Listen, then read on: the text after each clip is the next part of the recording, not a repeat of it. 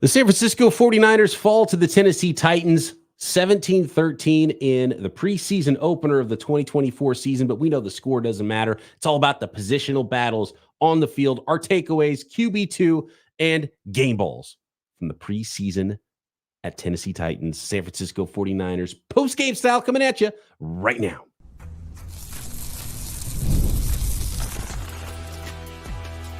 You are Locked On 49ers, your daily San Francisco 49ers podcast, part of the Locked On Podcast Network, your team every day. Welcome to Locked On 49ers. Brian Peacock and Eric Crocker at BD Peacock at Crocky209. Thanks, everybody, for making this your first listen on the Locked On Podcast Network, your team every day. We love our everydayers, and we always appreciate it when you hit that subscribe button. If you're not subscribed up yet, do that now, whether you're watching on YouTube or wherever you listen to this podcast. Today's episode of Locked On 49ers is brought to you by LinkedIn Jobs. LinkedIn Jobs helps you find the qualified candidates you want to talk to faster.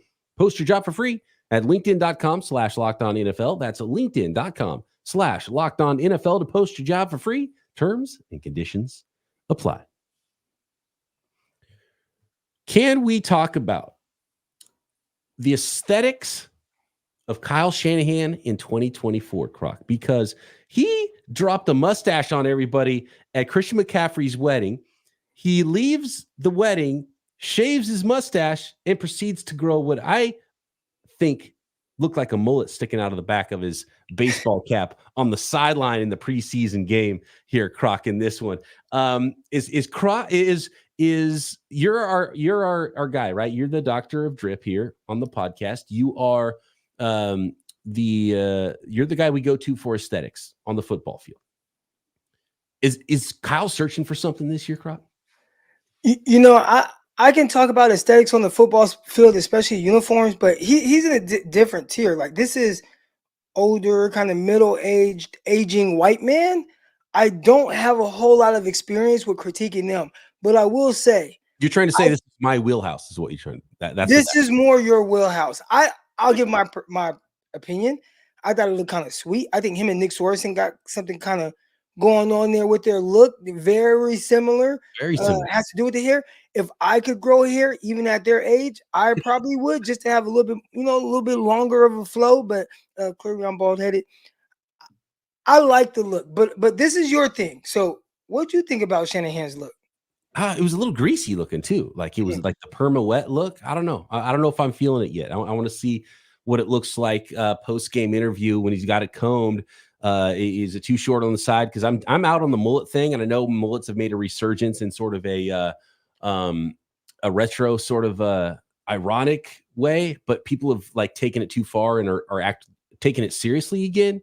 And I just don't want that trend to come back. So I thought it was a trend only with kids. Like, I watched the little baseball players, and they have the mullet. They have the mullet with the eye black, with the shades on, and I see that with the little kids. But I didn't know that was a thing amongst the adults as well.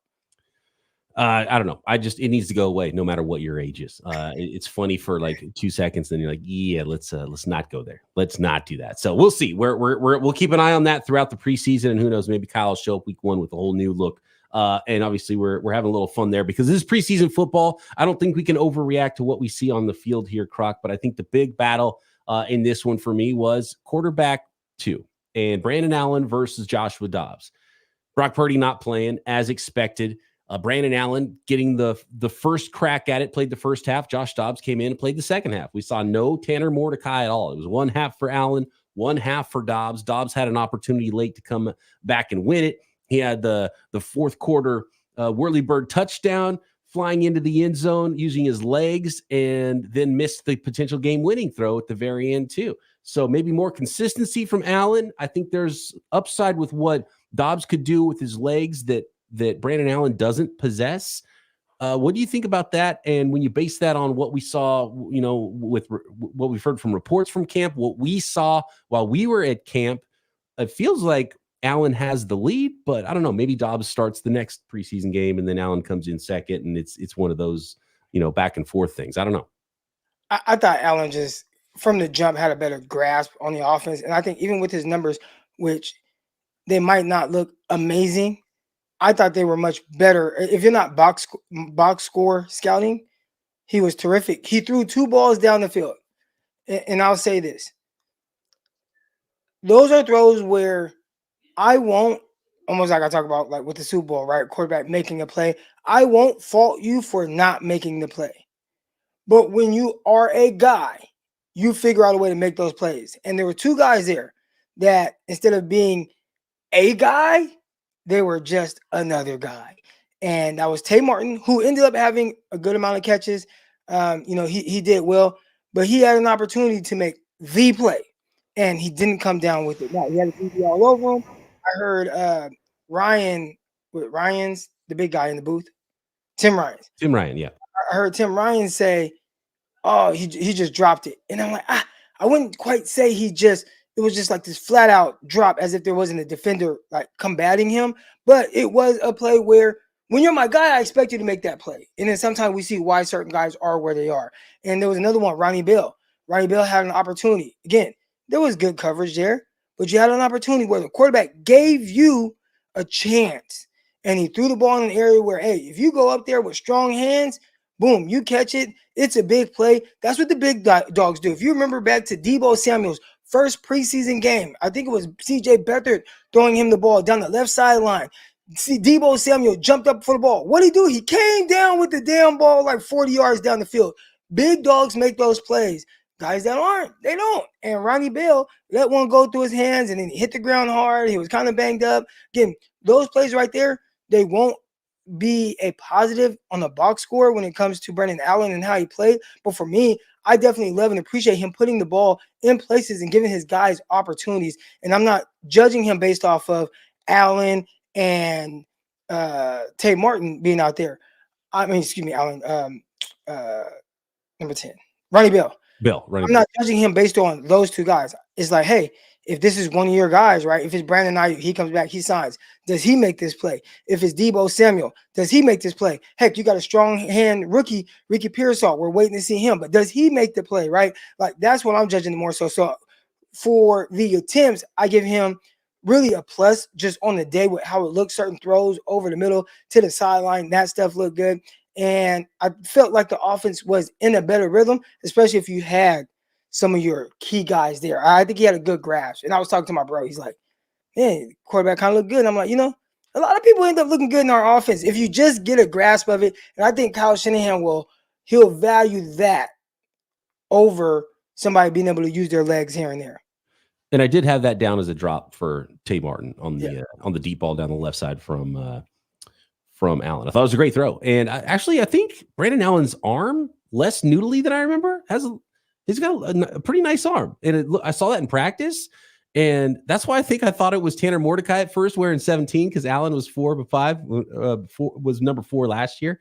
And then so when I saw number 17, it's like, oh, it must be the new guy, Mordecai. He's like, oh yeah, he's got a little bit to his arm. And then watch him in the games, like, yeah, I don't know, maybe he's got more to him than I gave him credit for last offseason. And obviously that was a different circus last offseason when we were doing, like, a year ago at this time, Trey Lance was still a 49er, right? We were going through Darnold, Lance, Purdy. Is he healthy yet? It was a wild offseason. So much different scenario going on at quarterback for the 49ers. Does feel like Brandon Allen has the lead right now, quarterback 2 over Josh Dobbs, although I did like the toughness and the grit and the want to for Josh Dobbs to use his legs and get in the end zone there. That would have been a nice one, though, if he could have hit that.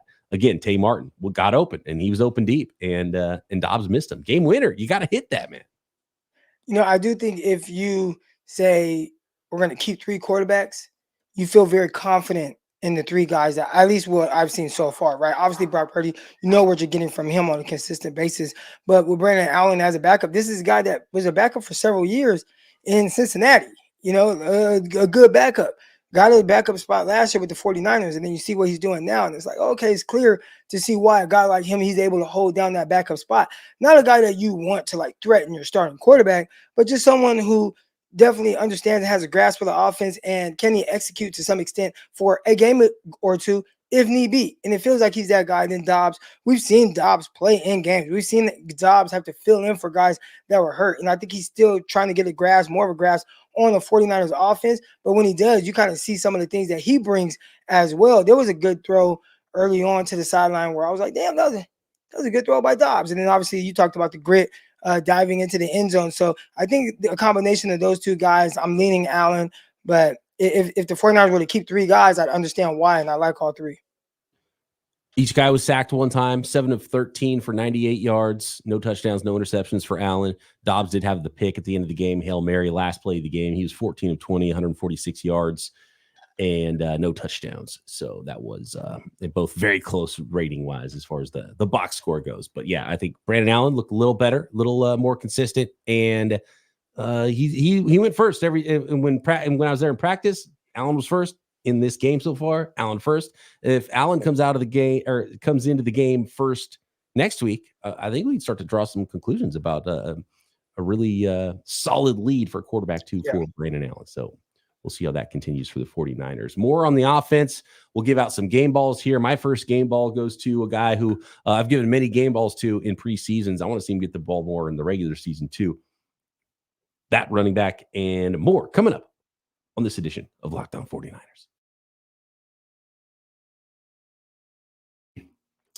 Today's episode of Locked On 49ers brought to you by LinkedIn Jobs. When you are hiring for your small business, you want quality professionals that are right for the role. That's why you have to check out LinkedIn Jobs. LinkedIn Jobs has the tools to help you find the right professionals for your team faster and for free. And if you're not looking on LinkedIn, you're looking in the wrong place, because LinkedIn isn't just a job board. People are already on LinkedIn, whether they're actively looking and searching for a new job or not, but they might be open to the perfect role, your role. In a given month, over 70% of LinkedIn users don't visit other leading job sites.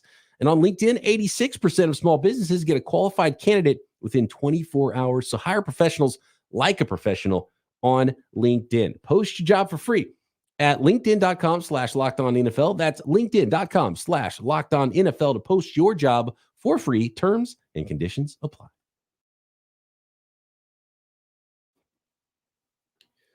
My first game ball goes to, might be my only game ball of the game, really, is Jordan Mason, man. I love watching Jordan Mason run. He's got vision. He runs angry. He's got a little bit of explosion to his game as well.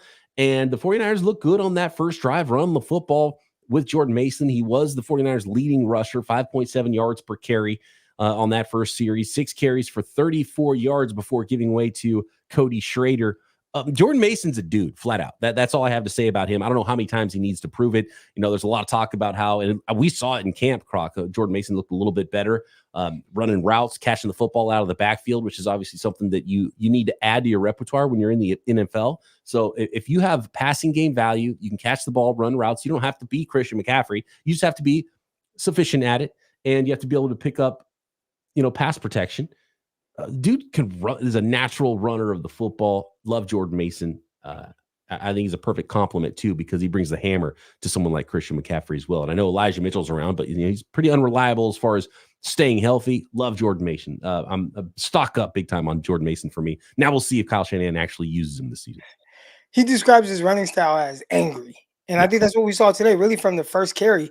Would he pick up 9 yards, 10 yards, and then a couple carries later, same thing, picking up yards, moving forward, moving the pile. We saw his touchdown run, how he pushed the pile into the end zone, had a little bit of assistance from Dominique Pooney. I'm pretty sure we'll talk about him, but Jordan Mason definitely solidifying himself, I'd assume, as that RB2 in this offense. And people have been kind of clamoring for him to be that guy. I think watching him right now against with the offensive line that he played with, and how he was just able to do certain things, get around the corner, the way he was very decisive with the way he ran the ball. You probably would like to see him. He had a drop early in the game to the sideline. You would like to see him clean that up. And you talked about how his hands have improved. You've seen it in practice. You'd like to see him do it in the game. But the way he was running the ball, I think he did very well. I like this from the Newt in the chat. I was just happy seeing the 49ers back. Real football happening on the field. That was fun. I always love seeing that. After Jordan Mason, it was Cody Schrader. I thought he looked like he looked at camp practice. He showed some vision, 6 yards on 5 carries. He does. You can tell he's not physically like fat, big, fast. But did he have 6 yards? Oh, he had one call back for a running bill hold, because I was like, he picked up 12 plus yards on one carry. And he wasn't one of the first return guys, but he did get that kickoff return in the second half. and had the best kick return. And the 49ers, can we talk about that for a second? The 49ers special teams not looking fantastic. Does Kyle Shanahan not care about special teams? I'm not sure what it is. I think he doesn't have a lot of time to work on it. And offense, defense, and special teams, you kind of just get whatever else. Don't worry, we'll cover up for you guys. Dude, I have a feeling they might do the thing where, like, let's just kick it out and let the team start on the 30.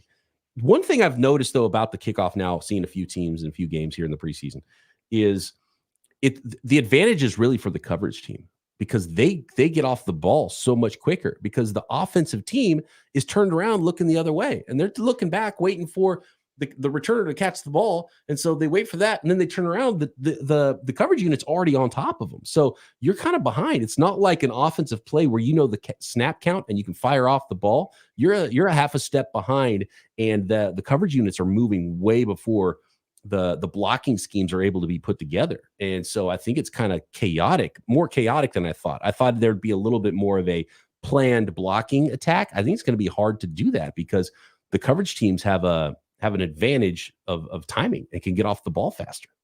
You know, I talked about in the XFL, because a lot of people thought that, oh, they're going to this new kickoff return. Oh my goodness, there's going to be so many returns.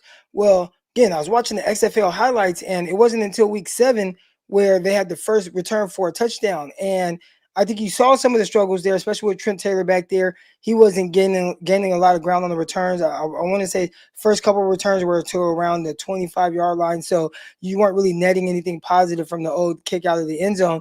But we did see the big return against the 49ers. And there also was a big return, I want to say, of 74 yards for the Jacksonville Jaguars against Kansas City Chiefs. So very interesting that two of the best teams in the NFL poor on special teams, or things going against them on special teams. But that was definitely something that stood out. I think it's going to be a lot more difficult to just continue to spring off these big returns as everybody thought. The first few returns were Ronnie Bell with Trent Taylor back. Trent Taylor getting it and Ronnie Bell kind of moving in front is almost like a lead blocker. I don't know if that's the first option for the 49ers, because I don't know if Trent Taylor's even going to make the roster. And then we saw the Schrader return that looked a little bit better. So maybe more of a running back style player is the player you want to use. We'll see if Deebo Samuel's back there to start the regular season. Yeah, I don't know if I love putting a star player back there, especially early in the year, just in case you want to see if like a lot of injuries start to happen with this return game. I don't know. It's just a little awkward. I can see how injuries happen. The stuff happens fast. Yeah. Like,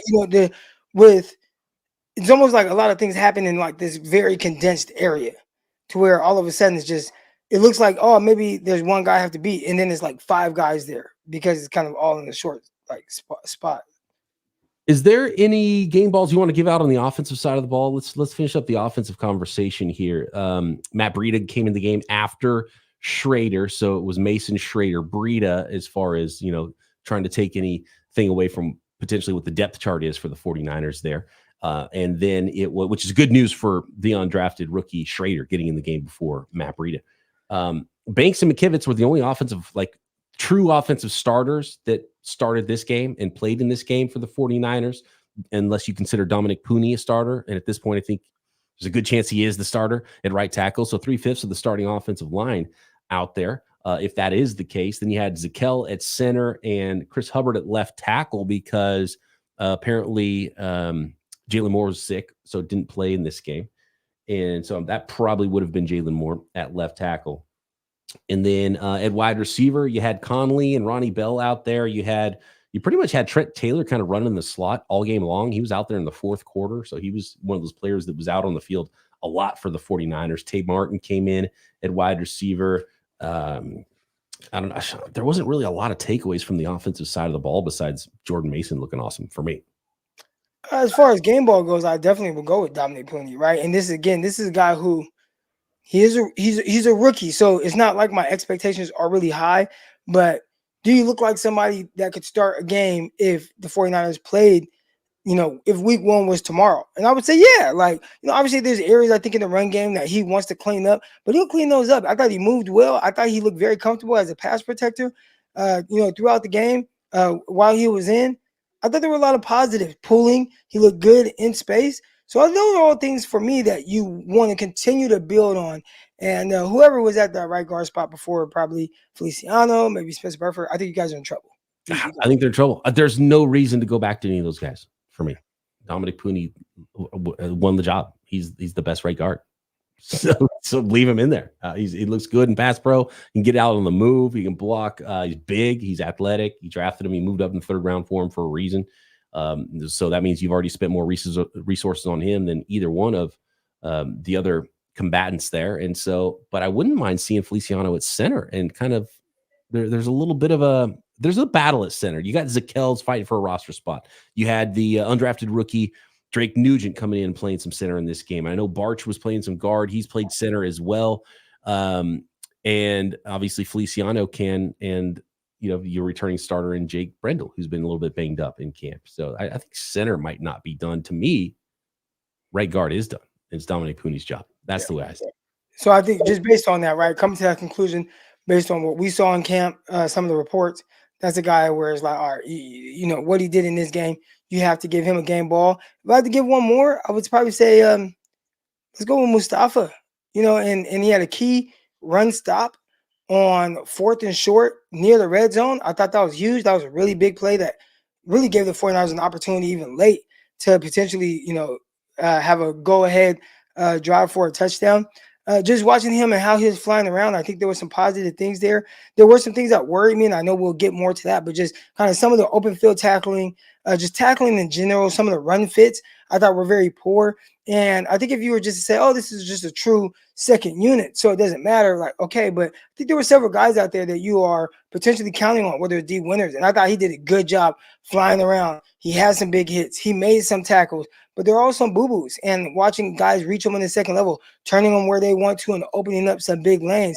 I thought there was poor tackling by Ambry Thomas out there on the edge with an opportunity to get a stop. Heck, D Ford, there was an opportunity on 3rd and I want to say 5 on maybe the first drive going to the left side of the offensive line where somebody slipped off of him. Did you say D Ford? D Winters, excuse me, D Winters. Yeah. My apologies. D Winters. But there's some opportunities there, and I just thought the tackling was far more poor than I would like to see. And we talked recently about, oh, well, the 49ers, they fly around, and if a guy misses a tackle, they're sidestepping the guy, then there's another guy coming, and, okay, so it doesn't hurt you as much if this guy misses a tackle. But in this game, it definitely did hurt them. And I thought the Tennessee Titans were able to really continue a lot of drives, more so than you would ideally want to see. Now, this was like Tennessee's, it looked like their first unit. They had guys like Ridley out there. There was no DeAndre Hopkins, but, it was your starting quarterback for, a few different or 2 to 3 series. I think they had a lot more of their starters out there than the 49ers had on the defensive side of the ball. But even then, if there was anything that kind of hurt the Niners, it was the poor tackling and poor run fits. And that was something that you would really like to see them fix. Yeah, it was the Titans 1s against the 49ers 2s on defense. More on the defense. Any more game balls? Give us your nominations for game balls in the chat as well. We'll finish up this Rapid React episode following 49ers Week 1 preseason matchup with the Tennessee Titans. This episode of Locked On 49ers is brought to you by eBay Motors. Passion, drive, and patience. It's the formula for winning championships. It's also what keeps your ride or die alive. eBay Motors has everything you need to maintain your vehicle and level it up to peak performance. Superchargers, roof racks, exhaust kits, LED headlights, and more. Whether you're into speed, power, or style, eBay Motors has you covered. With over 122 million parts for your number one ride or die, you'll always find exactly what you're looking for. And with eBay Guaranteed Fit, your part is guaranteed you'll fit your ride every time or your money back, because eBay Motors, you're burning rubber, not cash. And it couldn't be easier. There's a big green check. You know that part is going to fit your vehicle. With all the parts you need at the prices you want, it's easy to make your car into the MVP and bring home that W. So keep your ride or die alive at ebaymotors.com. Eligible items only. Exclusions apply. eBay Guaranteed Fit, only available to U.S. customers. Peacock, we do have some news here. Kyle Shanahan informed everyone that Ambry Thomas will be out indefinitely with a broken arm, which I saw somebody put that in the group, but I thought they said he was playing as if he had a broken arm. Sounds like he has a broken arm, and he'll be out a while. So that actually helps him, because the way these contracts are structured, if you have an injury that's going to sideline you, you get your IR split. So for a guy who was definitely on the bubble, or at least we all assumed he was on the bubble, he actually is going to be guaranteed a payday. So we'll see if the 49ers try to release him, and then nobody picks him up, and then he comes back as an injury designated, like, Yeah, IR. did he get waived with an injury designation, or do they just put him on IR? And yeah, he has a chance now to get stashed.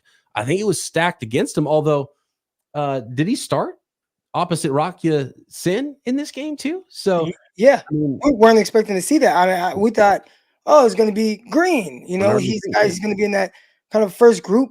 The last practice I was at, which was the last training camp practice, it was Travarius Ward on the outside, Deommodore Lenoir on the outside, and then when they went to nickel situation, Lenoir slid inside, and it was Renardo Green on the outside. But to start this game, I'm looking out there, is Rock Ya-Sin on the outside, Ambry Thomas, and then in base situations, Renardo Green came in the nickel, not base, but in nickel situations, it was Renardo Green that came in and played inside. So not sure exactly what to make of that, aside from the 49ers told us that they wanted to see Renardo Green in that position, in that situation, playing more in the nickel. I saw a lot of spot dropping for a guy who was a man press corner on the outside in college.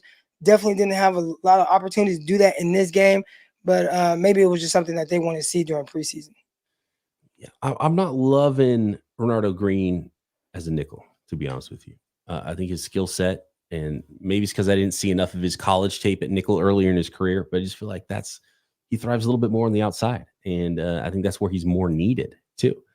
But the 49ers do need someone else to pick up the slack at nickel if Deommodore Lenoir was to be hurt. But at the same time, I'd rather have Renardo Green be on the outside if that's the case too, because you'll need someone to replace him on the outside as well. So I don't know. We'll see. We'll continue to monitor what that looks like, and we'll see what the 49ers do with Ambry Thomas, because it looks like he's going to at least miss some time this season and probably some sort of an injury designation there to start the year, which might save him from actually being on the roster. One quick note, you talked about the tackling, and I think so on defense, the only true starter that was out there was second-year safety Jair Brown, and he looked good out there. And I thought you gave Malik Mustafa, the rookie, already a game ball, and I agree there.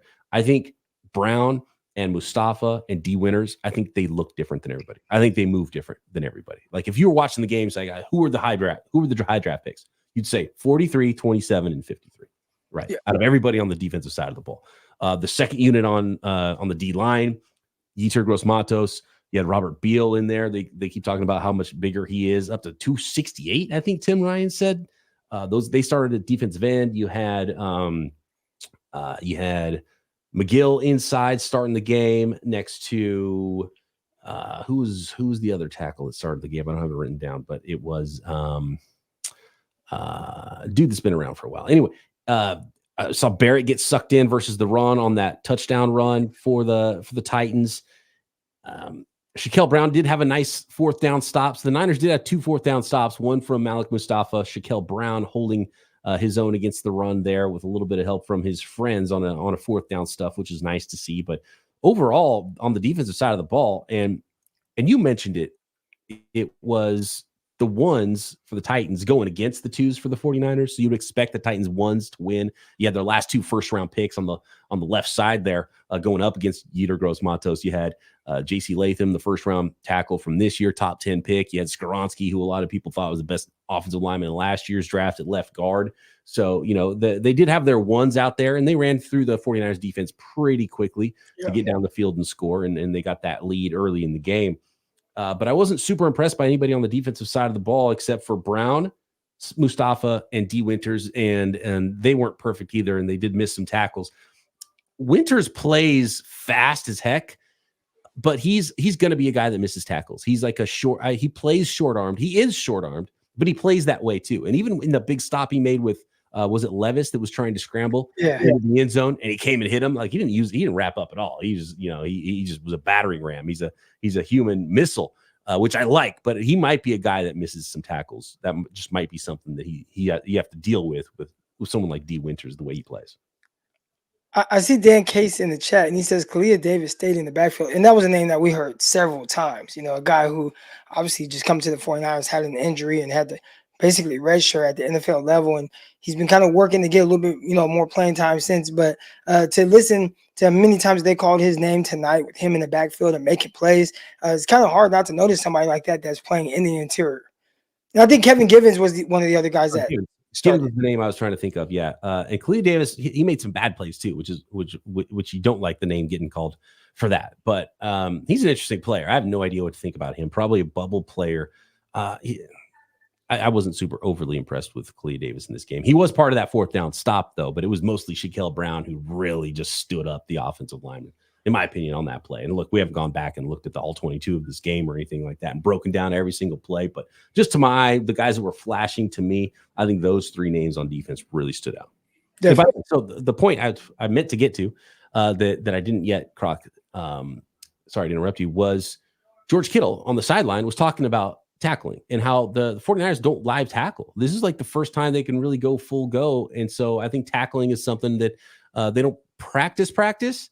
And you think these guys should be better at tackling. And we saw tackling dog them in the season last year. They're going to have to start practicing tackling or something, whether it's the preseason games and getting a lot of action there and in the joint practices with the Saints that are coming up, I think this week. Right. And so they need to be good at tackling. Like you play professional football. You guys need to be good at tackling. So if they're not going to be good enough at it, they need to start practicing it.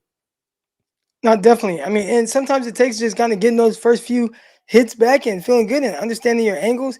It is a lot different when you're so used to kind of either tagging off on guys, running by guys, maybe just touching them, and then all of a sudden, hey, you get to hit guys. And I think we saw Tennessee Titans early on in the game really relish that moment against the 49ers, being able to kind of tee off on Brandon Allen a little bit. But that is something that I would hope would get progressively better throughout preseason. Dan asks why Fred Warner didn't travel to the game. There's a handful of guys that didn't travel. Brock Purdy did travel, but a lot of the players that were maybe have been dinged up a little bit, maybe stayed back to do some rehab or, get a little bit of treatment in. Christian McCaffrey, and, we knew these guys weren't going to play anyway, so there's no reason for them to travel for a game like this, and they can go get treatment on these days in between instead. McCaffrey, Pearsall, Fred Warner, there was a number of guys, like 6 or 7 guys that didn't travel at all. But some of the guys that did travel, but we're not going to play in the game, got a nice little workout out in Nashville at a big teammate's house, George Kittle. And obviously for some of you who don't know, George Kittle's main residence is in like Nashville, Tennessee. And he has his home there, and I've seen like videos of this, but he turned this huge barn into like a big gym. And then he has like turf field out there and all kind of stuff. So a bunch of the guys went and got a real good workout in this morning. Phenomenal teammate, George Kittle. And that's got to be nice. Have an entire, like you could actually have a big portion of your team come practice at your house. You've got a practice field. You've got racks for everyone. They said they were doing squats and leg lift. I don't remember what it was he said they did, but got a full workout in with the strength and conditioning coach with Juice and Kittle and about 15 guys. That's always fun. The camaraderie strong on this team, Croc, still. It is, and I think you feel that. And one cool thing is when you hear someone of another fan base acknowledge something about the 49ers. And my brother, again, big diehard Dallas Cowboy fan, he's watching the 49ers, and I think it was after the D winners and Odom hit on the quarterback on Will Levis running near the red zone. But my brother said, man, the 49ers, they just have this culture about just flying around. Everybody just flies around.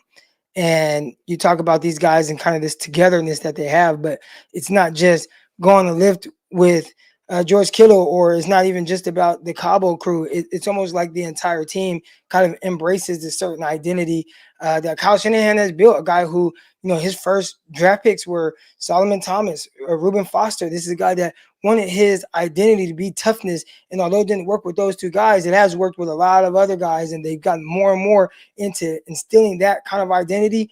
They play like that, whether it's regular season or preseason, as we've seen today. You can also tell how much they're chomping at the bit to have like an actual game that matters a little bit, even though it's a preseason game. The 49ers calling the timeouts and getting the stops and seeing how crazy the sideline went when they got the stop, because they're excited to go back and try to win the game. We all know it doesn't matter. It was like, let's go try to win this game. It's a game. Let's go win it. Yeah. Thanks, everybody, for making us your first listen here on the Locked On Podcast Network, your team every day. Our first Rapid React post-game episode in the books. The 2024 season is here. A couple more exhibitions to get tuned up for the real thing in the 2024 season. Of course, Croc and I will be with you every step of the way. Make sure you are subscribed on YouTube and hit that notification bell so you know when we go live so you don't miss a thing. You can subscribe everywhere you are listening to this podcast. Croc and I back Monday right here, Locked On 49ers. Subscribe to this video.